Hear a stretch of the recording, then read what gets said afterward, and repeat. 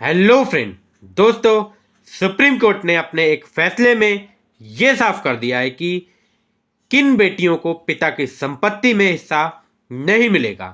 ऐसे में कोर्ट की ओर से आए इस फैसले को चलिए विस्तार से जानते हैं।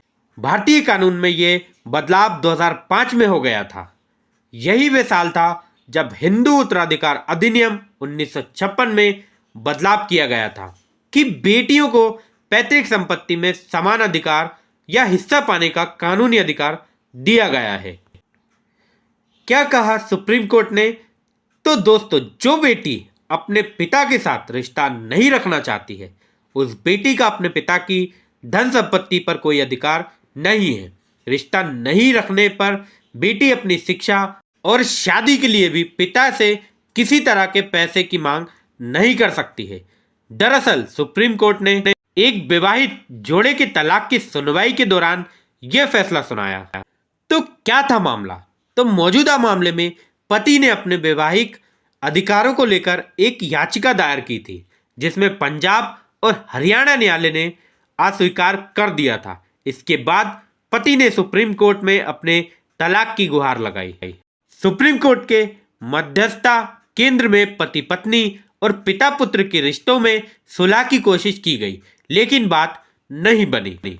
इसमें बेटी अपने जन्म से ही मां के साथ रह रही थी और अब वो 20 साल की हो चुकी है, लेकिन इस उम्र में उसने अपने पिता को देखने तक के से इनकार कर दिया था। ऐसे में जस्टिस MM सुंदरेश और जस्टिस संजय किशन कौल की बेंच ने फैसले में कहा कि बेटी 20 साल की है और अपना फैसला लेने के लिए स्वतंत्र है। अगर वे पिता के साथ रिश्ता नहीं रखना चाहती तो वे अपने पिता के किसी भी पैसे की हकदार नहीं है। शिक्षा और शादी के लिए भी पैसे की मांग नहीं कर सकती है। अब आगे पति को देना होगा गुजारा भत्ता की बात करें तो बेंच ने कहा कि पत्नी के पास व्यवहारिक रूप से किसी भी तरह का पैसा और साधन नहीं है। वे अपने भाई के साथ रह रही हैं, जो उसका और उसकी बेटी का खर्च उठा रहा है। इसलिए पति अपनी पत्नी के लिए स्थानीय गुजारा भत्ता देने का जिम्मेदार है। वर्तमान में 8,000 रुपये हर महीने पति अपनी पत्नी को गुजारा भत्ता के तौर पर देगा, या फिर वह एक साथ 10 लाख रुपए भी दे सकता है। इसमें कोर्ट ने यह भी कहा कि अगर मां चाहे तो बेटी की मदद कर सकती है। इसमें कुछ सवाल हैं जो आगे बताए हैं। पहला, बेटी अपने फैसले लेने के लायक कब हो सकती है? तो जवाब है, बेटा हो या बेटी, दोनों ही बालिग होने के बाद अपने फैसले खुद लेने के लिए स्वतंत्र हैं। दूसरा सवाल, क्या पिता अपनी बेटी से रिश्ता खत्म कर सकता है? तो जवाब है, इंडियन लॉ के मुताबिक एक पिता अपनी बेटी से रिश्ता नहीं तोड़ सकता। कई बार ऐसा जरूर होता है कि पिता अपनी बेटी की जिम्मेदारी नहीं लेता है। ऐसी स्थिति में पिता पर CRPC के सेक्शन 125 के तहत कार्रवाई की जा सकती है। तीसरा सवाल है, पिता अगर मौखिक तौर पर यह कह दे कि मेरा अपनी बेटी से कोई रिश्ता नहीं है, तो क्या ऐसे में बेटी का पिता की संपत्ति पर कोई अधिकार बनता है?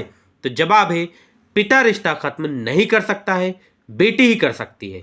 पिता रिश्ता तोड़ भी ले तब भी अपने बेटी को आर्थिक सहायता देनी पड़ेगी और बेटी का उसकी संपत्ति पर पूरा अधिकार होगा। नेक्स्ट सवाल है कि किन परिस्थितियों में बेटी संपत्ति की वारिस नहीं होती है? तो जवाब है, सिर्फ 2 परिस्थिति में बेटी का अपने पिता की संपत्ति और पैसों पर अधिकार नहीं होता। पहला है, जब पिता ने अपनी वसीयत में बेटे को जगह दी हो और बेटी को ना दी हो, और अपनी पूरी संपत्ति बेटे, बहू, नाती पोते, दोस्त, किसी संस्था या ट्रस्ट के नाम कर दी हो।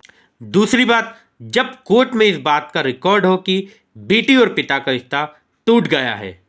अगला सवाल है कि अगर पिता की मौत वसीयत लिखे बिना हो जाती है तब क्या होगा? तो जवाब है, ऐसी स्थिति में बेटा और बेटी को पिता की संपत्ति पर बराबर हिस्सा मिलेगा। इसमें ध्यान देने वाली बात है कि बेटी किस तारीख और साल में पैदा हुई, इससे कोई फर्क नहीं पड़ता है, लेकिन वो अपने पिता की संपत्ति पर तभी दावा कर सकती है जब उसके पिता 9 सितंबर 2005 को जिंदा रहे हों। अगर पिता की मृत्यु इस तारीख से पहले हुई है तो बेटी का पैतृक संपत्ति पर कोई अधिकार नहीं होगा। तो दोस्तों, मिलते हैं नेक्स्ट वीडियो में किसी नए टॉपिक के साथ। तब तक के लिए जय हिंद, जय भारत।